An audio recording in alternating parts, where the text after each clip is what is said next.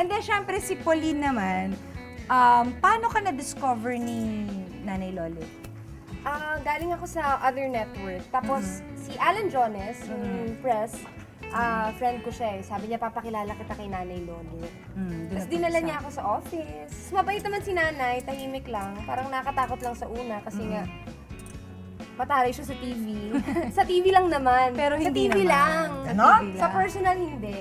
Oh, in fairness na sabi ni Pauline, hindi ka daw Ayun, oo, yun. Pinag-uusapan namin kanina. Hindi ka daw nakikialam. Totoo ba yun? Parang parinig yata yun eh. Na, Alam mo, Oo. paano ka makikialam? Oo. Malalaman mo, break na. ay, grabe ka! Nachichismis pa lang on, break na. At least ito nga kay Bossing, medyo matagal eh. Oo, diba? Bago Oo. pakialaman eh, di ba? Eh, bakit naman nalalaman mo break up na? Anong nangyari doon? Hindi ka kasi nakikichismis. Oo, malalaman ko, nililigawan siya ni ganito. Akala ko naliligaw pa lang. Yung pala on na sila. Tapos pa-break na.